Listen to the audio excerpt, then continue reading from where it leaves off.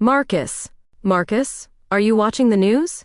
Please tell me this is some kind of mistake. Janet, I just saw the arrest footage. They're saying They're saying he killed Mary and Atif, shot them both. No, that's impossible. I was just talking to him 3 days ago. He was asking me about my daughter's soccer game.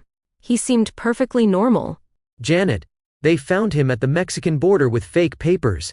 Why would an innocent man flee the country? Don't say that.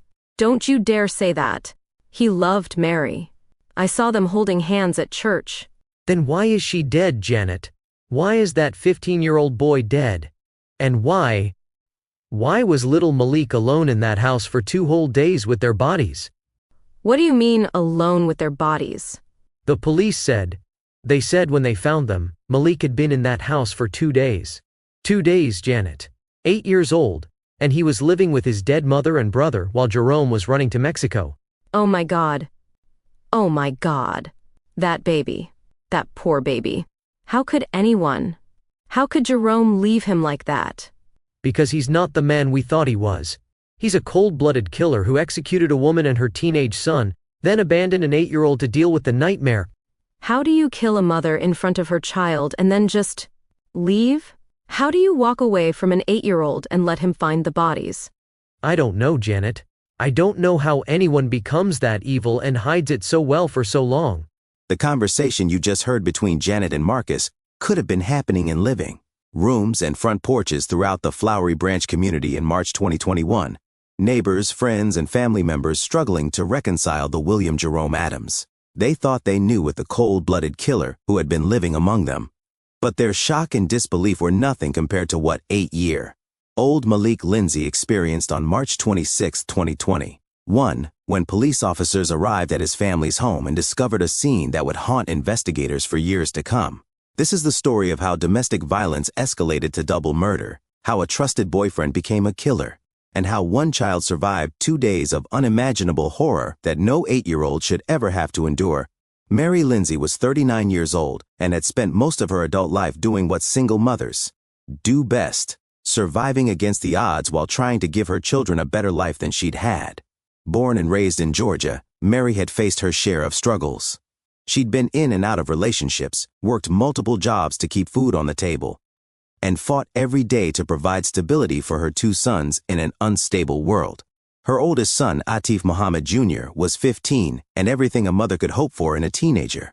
Friends and family described him as respectful, funny, and protective of his younger brother. He was the kind of kid who walked his 8-year-old brother Malik to the school bus stop every morning and made sure he had lunch money. Teachers at his high school knew Atif as a student who might not always get the best grades, but who never caused trouble and always looked out for the underdog. Little Malik, just 8 years old, was the baby of the family and the light of Mary's life. Energetic and curious, he was the kind of child who asked 1,000 questions a day and still believed the world was fundamentally good. He trusted the adults in his life completely, especially his mother and big brother, who had never let him down.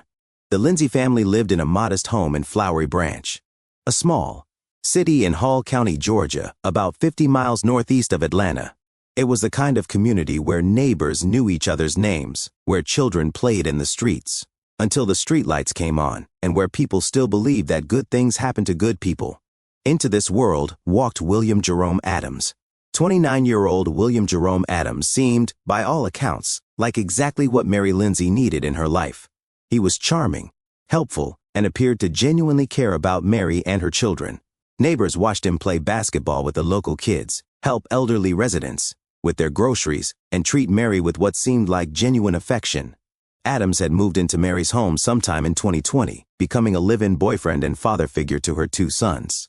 For a single mother struggling to make ends meet, having a man around who could help with bills, provide male guidance for the boys, and offer companionship must have felt like a gift from heaven.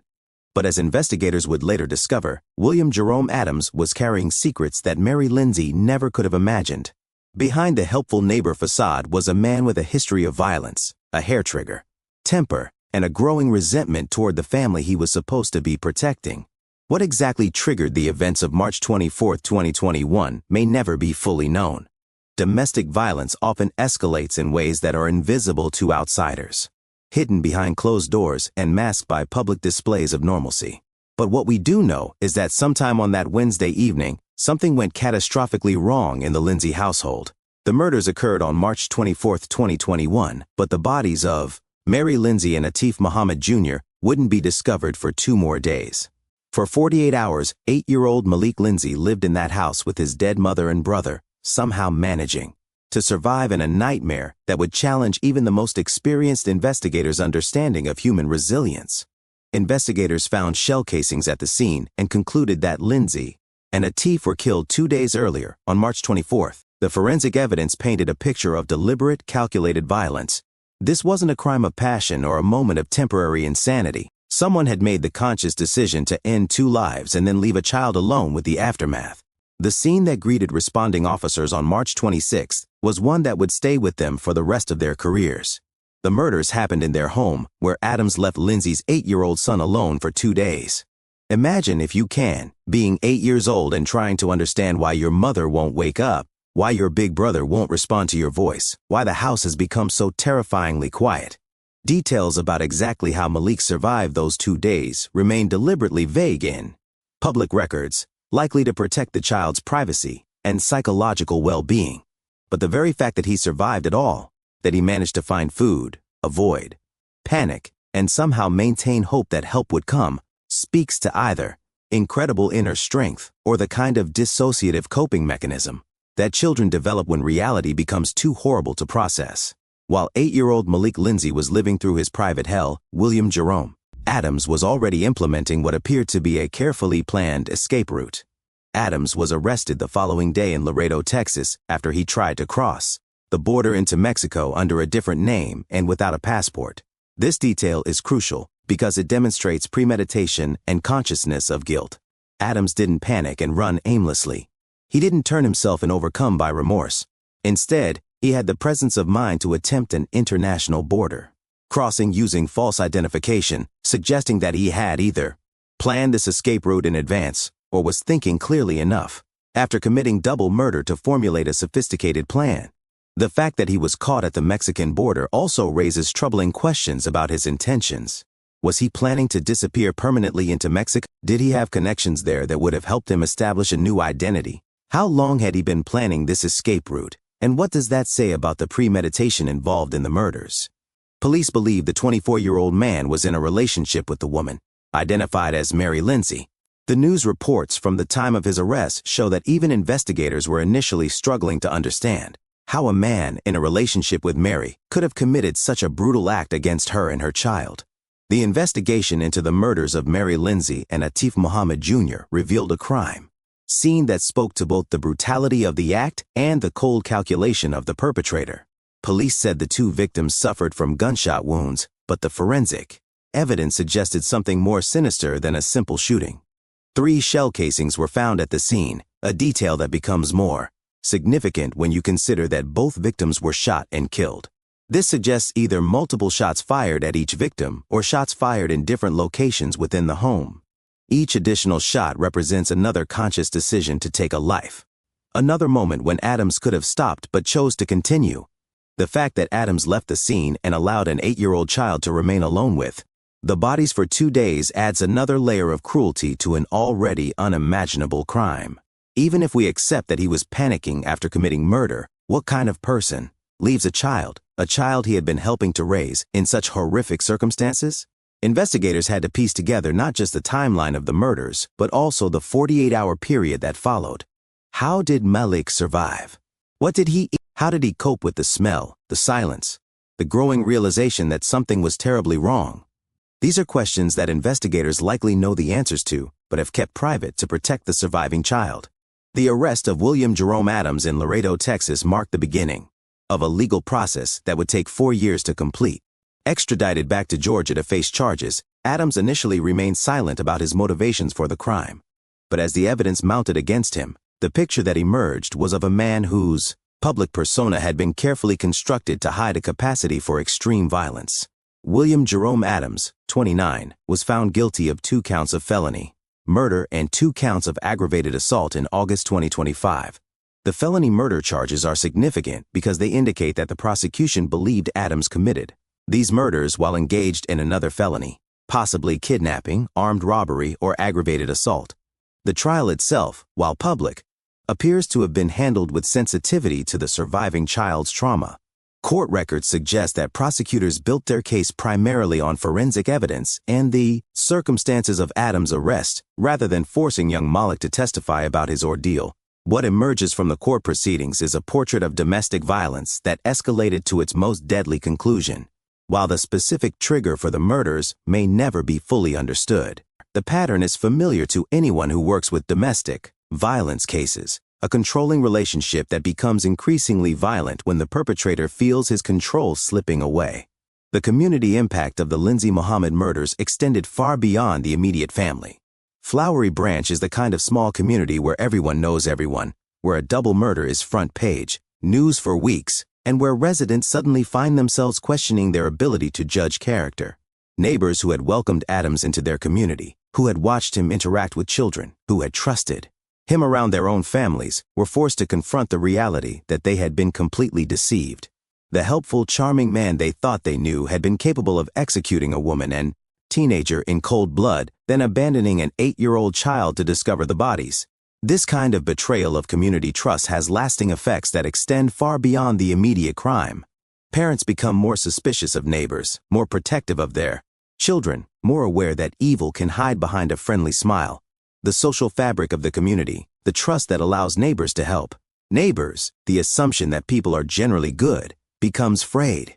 For the local schools, the challenge was how to help children process not just the loss of Atif Muhammad Jr., but also the traumatic knowledge that violence had occurred so close to home. Counselors worked overtime trying to help students understand that they were still safe, that most adults could still be trusted, that their world hadn't fundamentally changed. The psychological impact on young Malik Lindsay is something that can only be imagined, not fully understood by those who didn't live through it.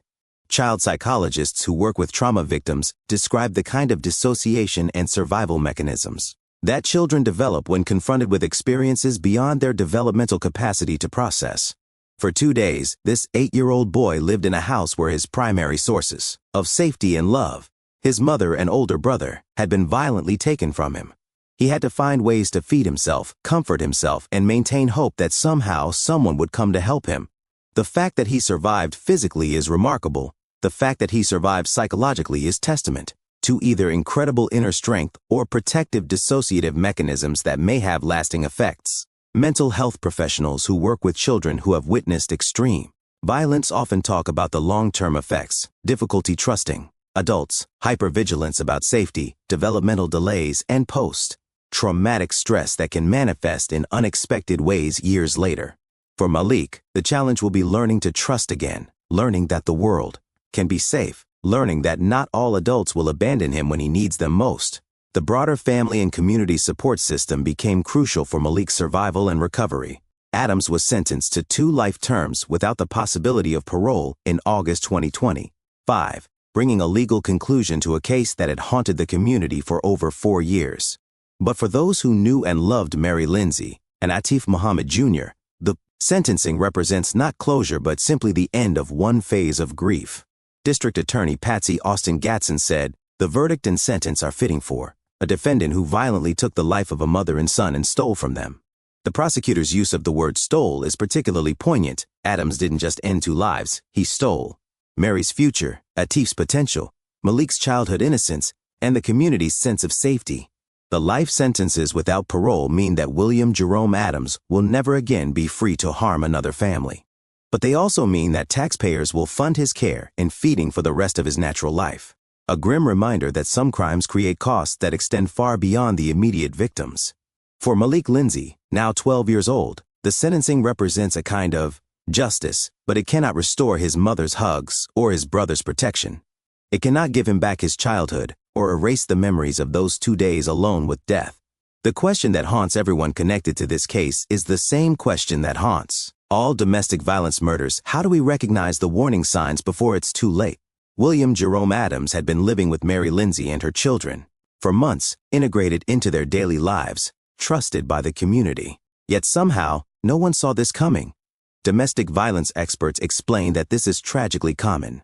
Abusers are often skilled at compartmentalizing their behavior, presenting one face to the outside world while exercising control and violence behind closed doors. They may be charming and helpful in public while being manipulative and threatening in private. The escalation to murder often occurs when the abuser feels their control slipping away, when their victim threatens to leave, when outside intervention seems imminent, or when they perceive some other threat to their dominance.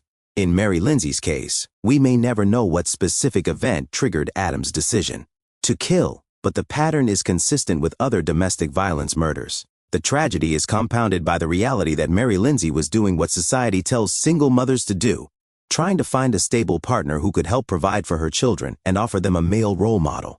Her trust in William Jerome Adams was not naive or reckless. It was the hope of a mother trying to build a better life for her family.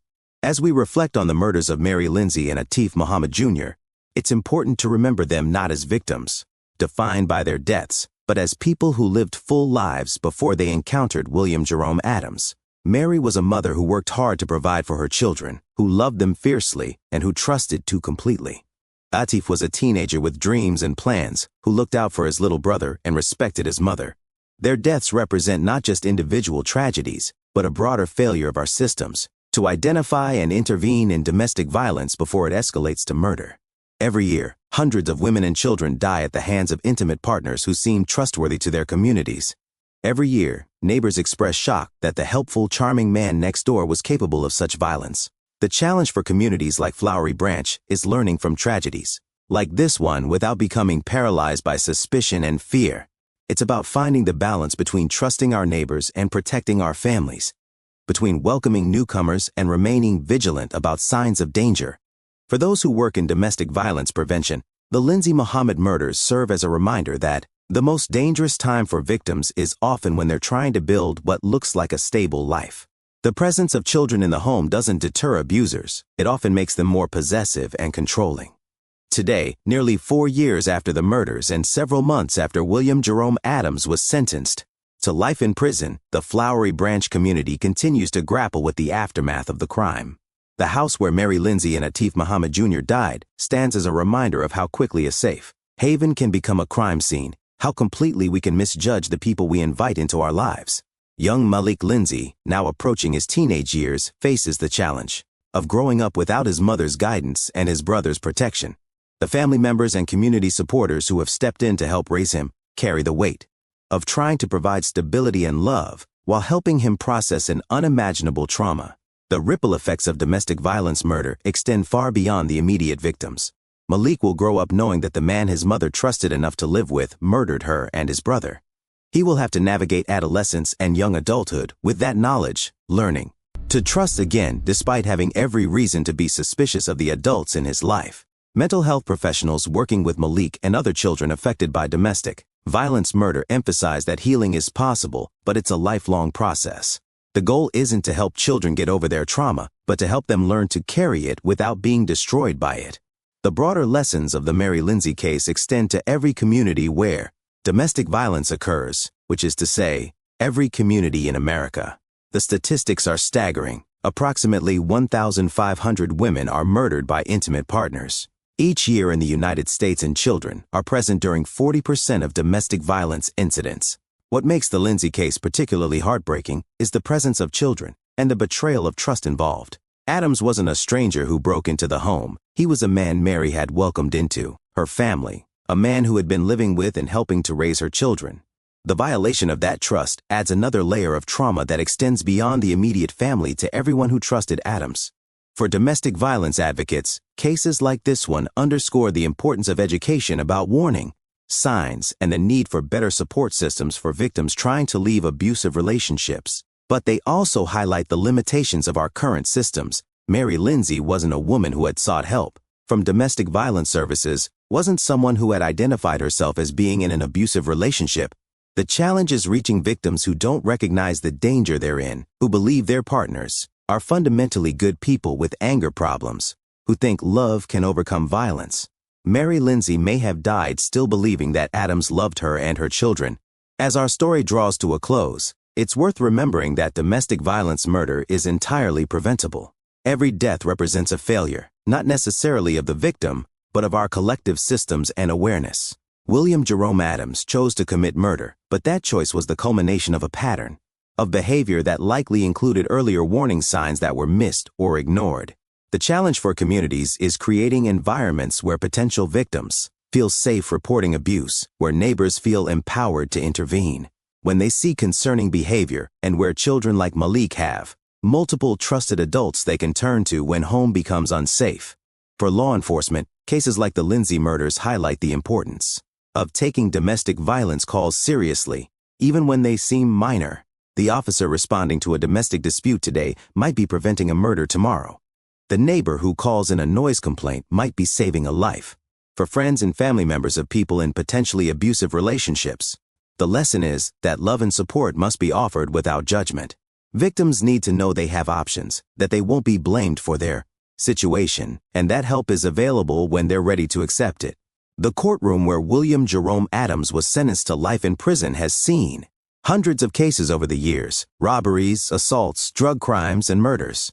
But the Lindsay case stands out for the particular cruelty of leaving an 8-year-old child alone with the bodies of his murdered family members. Even hardened court personnel were affected by the details of Malik's ordeal. District Attorney Patsy Austin Gatson said, "We mourn with the victims, family, and hope that the sentence brings some measure of peace. But those who work in the criminal justice system know that justice and healing are two different things." Adams will spend the rest of his life in prison, but that won't bring Mary and Atif back. It won't erase Malik's memories of those 2 days alone. What the sentence does provide is a sense of accountability, a recognition that society takes the murder of a mother and child seriously, that there are consequences for betraying the ultimate trust. It also ensures that Adams will never again have the opportunity to harm another family. The challenge now is helping Malik Lindsay build a life that honors his mother's memory and his brother's love while not being defined by the trauma he survived. That's a task that will require the support of an entire community for years to come. The memorial service for Mary Lindsay and Atif Muhammad Jr. was held at a local church. Today, the case of Mary Lindsay and Atif Muhammad Jr. serves as a stark reminder that domestic violence can escalate to murder with terrifying speed, and that children are often the forgotten victims in these tragedies. Malik Lindsay survived something that no child should ever have to experience, and his recovery will be a lifelong journey requiring tremendous support and understanding. The broader community of Flowery Branch has had to confront uncomfortable truths about how well we really know our neighbors and how quickly trust can be betrayed. But they have also demonstrated the power of collective support, rallying around a traumatized child and ensuring he knows he's not alone. For those of us hearing this story from a distance, the lesson is clear: domestic violence is not a private family matter but a community concern that requires all of us to be aware, involved, and ready to help when help is needed. The warning signs are often subtle, the victims often reluctant to seek help, and the consequences of inaction can be devastating. William Jerome Adams will spend the rest of his life in prison, a consequence entirely of his own choosing. But Mary Lindsay and Atif Muhammad Jr. will never get to live the lives they were building. And Malik Lindsay will forever carry the scars of what he witnessed and survived. In the end, this story is about the preciousness of life, the importance of community, and the responsibility we all share to protect the vulnerable among us. It's a story that should never have happened, but one that we must remember so that we can work to prevent others like it. The murders of Mary Lindsay and Atif Muhammad Jr. represent a failure of our collective systems to identify and prevent domestic violence before it turns deadly. Their deaths are a call to action for all of us to be more aware, more involved, and more committed to protecting those who cannot protect themselves.